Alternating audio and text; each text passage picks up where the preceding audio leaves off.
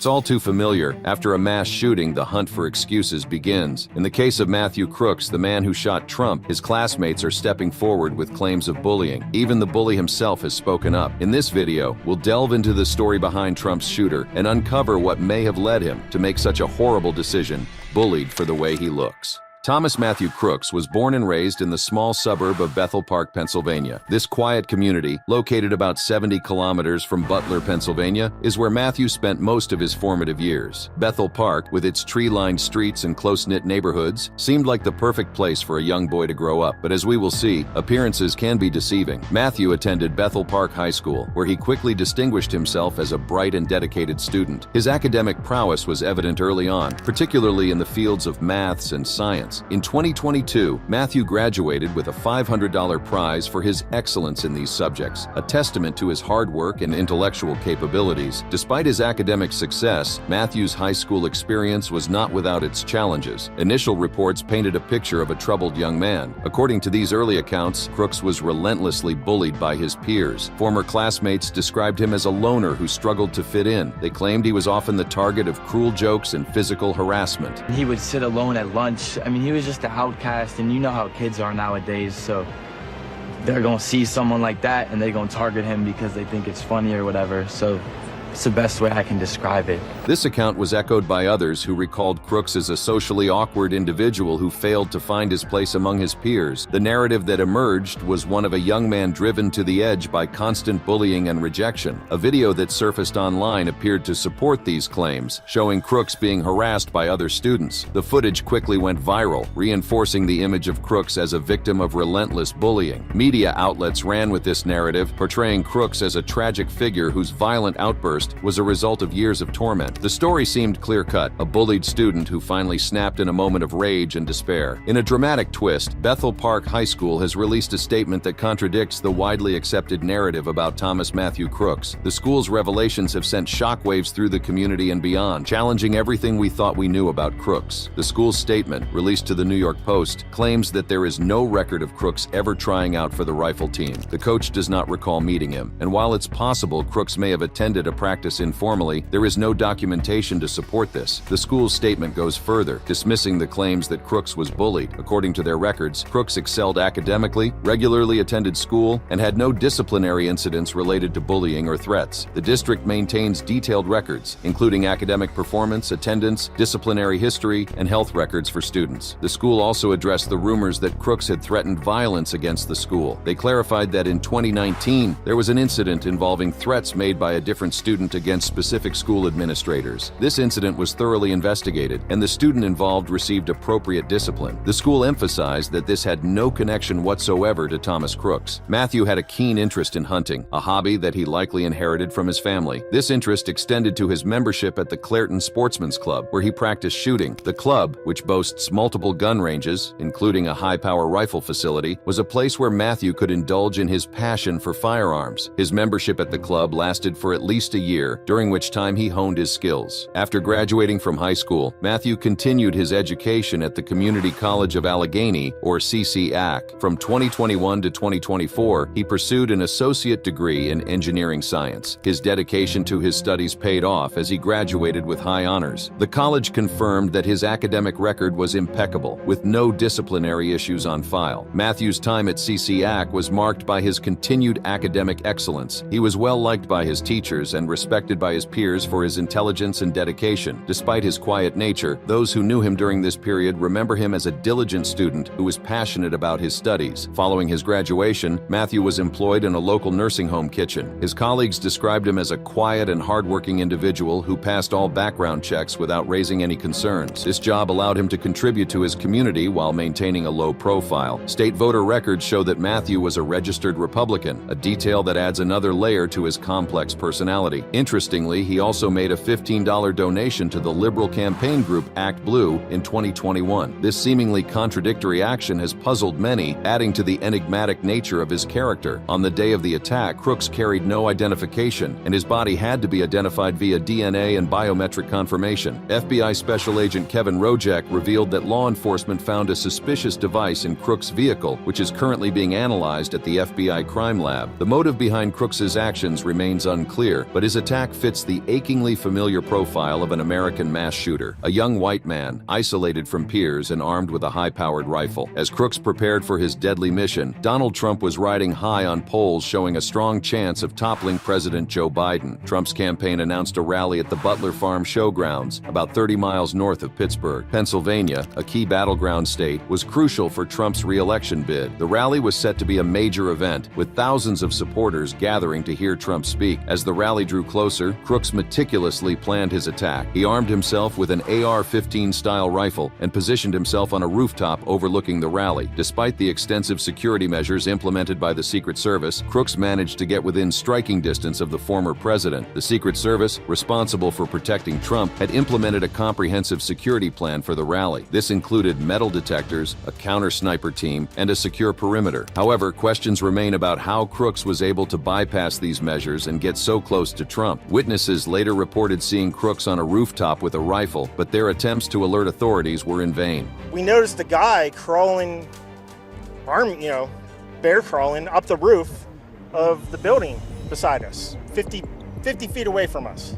So we're standing there, we're pointing at the guy crawling up the roof. And he had a gun, right? He had a rifle. A rifle. We could clearly see him with a rifle. At 6:05 p.m., Donald Trump took the stage to Lee Greenwood's God Bless the USA, greeted by a sea of red-hatted MAGA supporters waving Fire Joe Biden signs. The atmosphere was electric, with attendees raising their cell phones to record the moment. At 6:10 p.m., the first gunshot rang out. Trump was saying the word happened when the bullet grazed his ear. He reached up to grab his ear as two more shots echoed through the air. The crowd behind him and Trump himself ducked in panic. Plainclothes Secret Service agents immediately piled atop the former president, shielding him from further harm. A fusillade of shots rang out as the Secret Service neutralized Crooks. The crowd screamed, and chaos ensued as a few people ducked for cover. In a dramatic moment, Trump turned to the audience and triumphantly raised his fist, yelling, "Fight, fight," as the crowd cheered, blood streaming down his face. By 6:14 p.m., Trump's motorcade was racing from the scene, and he was later checked out at a local medical facility. In a statement, Trump described the moment he was shot. "I was shot with a bullet that pierced the upper part of my right ear," he said. "I knew immediately that something was wrong and that I heard a whizzing sound, shots, and immediately felt the bullet ripping through the skin. Much bleeding took place, so I realized then what was happening." In the immediate aftermath of the assassination attempt, chaos and confusion reigned at the Butler Farm Show grounds. Emergency responders quickly arrived on the scene, tending to the injured and securing the area. The Secret Service, local law enforcement, and medical personnel worked tirelessly to restore order and provide aid to those affected by the attack. Among the injured were two rally attendees, David Dutch, 57, of New Kensington, and James Copenhaver, 74, of Moon Township. Both men were critically wounded and rushed to a nearby hospital, where they were listed in stable condition. Pennsylvania Governor Josh Shapiro later identified the rally attendee killed by Thomas Crooks as Corey Compratore, a firefighter, father of two, and longtime Trump supporter. This is not the first time that an attempt has been made to assassinate Trump. In fact, we are going to break the other instances while we explain the motives of the current shooter.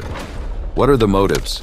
The political climate surrounding Donald Trump has been one of the most polarizing and contentious in modern American history. From the moment he announced his candidacy for president in June 2015, Trump has been a lightning rod for controversy, drawing both fervent support and vehement opposition. His unorthodox style, blunt rhetoric, and divisive policies have created a highly charged atmosphere that has influenced the actions and motivations of many individuals, including those who have considered assassination as an option. Trump's rise to political prominence was marked by his promise to make America great again, a slogan that resonated deeply with a significant portion of the American electorate. His campaign tapped into widespread discontent with the political establishment, economic anxieties, and cultural shifts. However, his rhetoric also stoked fears and anger among those who viewed his policies as discriminatory, xenophobic, and authoritarian. The political climate became increasingly polarized, with Trump often at the center of heated debates and public outrage. One of the key factors contributing to the extreme actions of some individuals was Trump's stance on immigration. His promise to build a wall along the U.S.-Mexico border and his executive orders targeting Muslim-majority countries sparked widespread protests and legal battles. For many, these policies were seen as an attack on the principles of diversity and inclusion that America prides itself on. The intense emotions surrounding these issues created a fertile ground for radical actions, as individuals felt a moral imperative to oppose what they perceived as unjust and harmful policies. Another significant aspect of Trump's presidency presidency was his approach to race relations. His comments on events such as the Charlottesville rally in 2017, where he stated that there were very fine people on both sides, were widely criticized and seen as emboldening white supremacists. This further deepened the divide in the country, with many feeling that Trump's rhetoric was exacerbating racial tensions and undermining progress towards equality. The sense of urgency and desperation among those who opposed his views on race relations contributed to the radicalization of some individuals. Trump's relationship with the media also played a crucial role in shaping the political climate. He frequently labeled mainstream media outlets as fake news and accused them of being biased against him. This adversarial stance created a hostile environment where misinformation and conspiracy theories thrived. The constant barrage of conflicting narratives and sensational headlines fueled paranoia and distrust, leading some individuals to believe that drastic measures were necessary to combat what they saw as a corrupt and manipulative system. The political climate during Trump's presidency was further intensified by his handling of major national and international issues. His approach to foreign policy, including his interactions with North Korea, Russia, and NATO allies, often drew sharp criticism and concern. Domestically, his response to the COVID-19 pandemic, his stance on climate change, and his handling of social justice movements like Black Lives Matter were all sources of significant controversy. The cumulative effect of these issues created an environment where emotions ran high, and the stakes felt incredibly personal for many people. For some individuals, the combination of these factors led to a sense of desperation and a belief that extreme actions were justified. The political climate was not just a backdrop, but a catalyst that pushed them towards considering assassination as a viable option. Their motives were often rooted in a mix of personal grievances, ideological beliefs, and mental health struggles, all amplified by the highly charged atmosphere of Trump's presidency. The first known assassination attempt on Donald Trump occurred on June 18, 2016, during a campaign rally in Las Vegas, Nevada. The would-be assassin was Michael Stephen Sanford, a 20-year-old British national who had been living in the United States illegally for over a year. Sanford's attempt to assassinate Trump was a shocking and sensational event that highlighted the extreme lengths to which some individuals were willing to go in their opposition to the then presidential candidate. Michael Stephen Sanford's background provides crucial context for understanding his motives. Sanford had a history of mental health issues, including obsessive-compulsive disorder, anorexia, and depression. He had been diagnosed with Asperger's syndrome and had previously been hospitalized for his mental health conditions. Sanford's struggles with mental illness played a significant role in his radicalization and his decision to attempt to assassinate Trump. In the months leading up to the assassination attempt, Sanford's mental health deteriorated further. He became increasingly isolated and fixated on the idea that he needed to take drastic action to prevent Trump from becoming president. Sanford believed that Trump's policies and rhetoric posed a significant threat to the world, and he felt a moral imperative to stop him. This sense of urgency and desperation drove Sanford to plan the assassination attempt meticulously. On the day of the rally, Sanford approached a Las Vegas Metropolitan Police Department officer and attempted to grab the officer's gun. His plan was to use the weapon to shoot Trump during his speech. Sanford later told authorities that he had been planning the assassination for over a year and had even practiced shooting at a gun range the day before the rally. He admitted that he had chosen the Las Vegas rally because he believed it would be his best opportunity to get close to Trump. Sanford's actions were driven by a combination of his mental health struggles and his intense opposition to Trump's candidacy. He believed that assassinating Trump was the only way to prevent what he saw as a catastrophic outcome for the United States and the world.